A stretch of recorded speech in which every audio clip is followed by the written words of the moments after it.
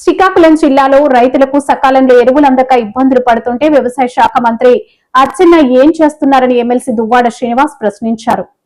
నందిగాం మండలం సొంటినూరులో పంట పొలాలను పరిశీలించిన అనంతరం ఆయన మీడియాతో మాట్లాడారు. మరి ఈ రోజు నందిగాం మండలంలో కూడా సొంటినూరు ఈ గ్రామానికి వచ్చాం.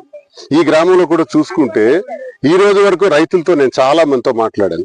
రైతులందరూ చెప్తుంది ఏంటంటే, మాకు విత్తనాలు సకాలంలో ఇవ్వలేదు, విత్తనాలు అందించలేదు. గతంలో సకాలంలో విత్తనాలు అందేవి, ఎరువులు అందేవి, పురుగు మందులు అందేవి, గిట్టుబాటు ధరలు అందేవి, రైతుకు రైతు భరోసా అందేది.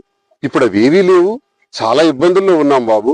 విత్తనాలు ఇవ్వకపోతే కొనుక్కొని వేసుకున్నామని అన్నారు. పోనీ విత్తనాలు వేశారు, ఏదో బాధపడి నాట్లు జరిగినాయి.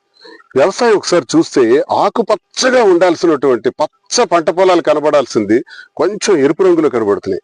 దీన్ని కారణం ఏంటంటే యూరియా వేయాలి అర్జెంటుగా. శ్రీకాకుళం జిల్లాలో ఈ జిల్లా వరకు ముందు ఆలోచిస్తే సుమారు 4 లక్షల పైచిలకు ఎకరాల్లో వరి సాగు చేస్తాం.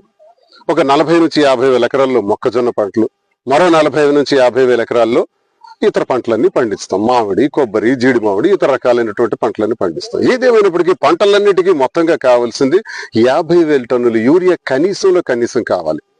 ఒక 15 నుంచి 20,000, 30,000 టన్నులు డిఏపి కాంప్లెక్స్ కావాలి. పొటాష్ కూడా ఒక 10,000 టన్నులు కావాలి. మరి కామన్ సెన్స్ మంత్రికి ఉందా లేదా? ఇది కావాలి అంటే ఏ మండలంలో ఎంత పంట వేస్తారు, ఏ పంటకి ఎంత అవసరం అన్నది ఒక అంచనాలు వేసుకునేందుకు విలేజ్ స్థాయిలోనే అడ్వైజరీ కమిటీస్ ఉన్నాయి. అగ్రికల్చర్ అడ్వైజరీ కమిటీస్ ద్వారా సమాచారం తీసుకో. దీనిపైన మంత్రికి అవగాహన లేదు. సబ్సిడీ అంటే తెలియదు, ఎరువులు ఎక్కడి నుంచి వస్తాయో తెలియదు, ఏ ఎరువులు కావాలో తెలియదు. మంత్రికి జ్ఞానం లేదు. అంతేకాక విపరీతమైన డబ్బు పిచ్చి. అతను సంపాదనలో పడిపోయినాడు. ఈనాడు పేపర్లోనే రాశారు కదా, రోజుకి 30 లక్షలు లేనిదే ఇంటి మేడ మీదకి ఎక్కడు, అక్కడే కూర్చుంటాడు, పట్టి పీడిస్తాడని ఈ టెక్కల్లో ఉండే 65 గ్రానైట్ కంపెనీల నుంచి రౌడీజం చేసి కలెక్షన్ చేస్తున్నారు డబ్బులు. ప్రతి ఒక్కరి దగ్గర కూడా రౌడీజం చేస్తున్నారు. ఫ్యాక్టరీల నుంచి కూడా రౌడీజం చేసి డబ్బులు కలెక్షన్ చేస్తున్నారు.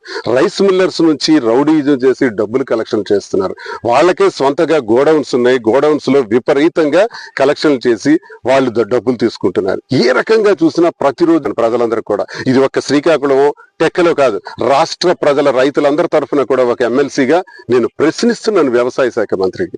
చేతగాని వ్యవసాయ శాఖ మంత్రి, అవినీతిపరుడైన వ్యవసాయ శాఖ మంత్రి, దోచుకునేటటువంటి వ్యవసాయ శాఖ మంత్రి రాబంద్ రైతుల పట్ల ఒక రాక్షసుడిలా తయారై ఈ రోజు రైతులకు హింసిస్తున్నాడు. నేను ప్రభుత్వానికి ఒకటే కోరుతున్నాను, ప్రభుత్వంలో కూడా ఒక మెంబర్గా నేను ఇప్పుడు ఉన్నాను.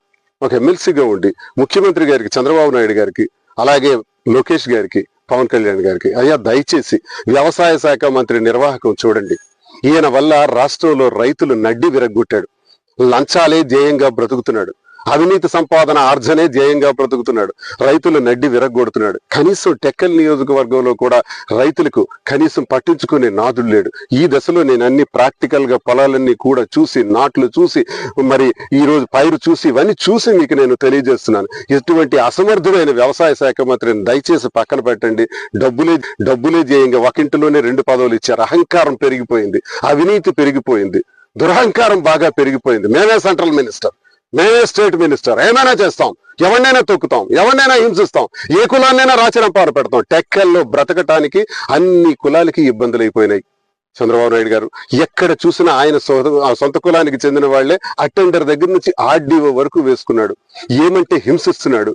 వాళ్ళందరికీ సభ్యత్వాలు చేయించి మరీ ఇబ్బంది పెడుతున్నాడు. అధికారులకి రాజకీయానికి సంబంధం ఏంటి? అధికారులకి కులానికి సంబంధం ఏంటి? కులాల దాడులేంటి? ఈ విధ్వంసం ఏంటి? పోనీ ప్రతిపక్షం మాట్లాడుతుంది అనుకుంటే ఆ కృష్ణదాస్ కి ఈయనకి మంచి సంబంధాలు. అతను జిల్లా పార్టీ అధ్యక్షుడు.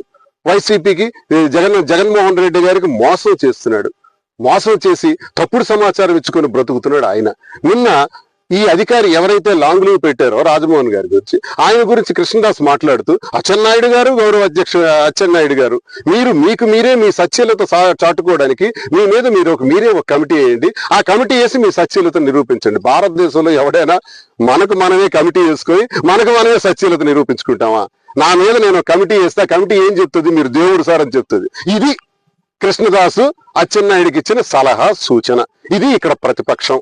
ఈ దౌర్భాగ్యమైన పరిస్థితుల్లో స్వతంత్రుడన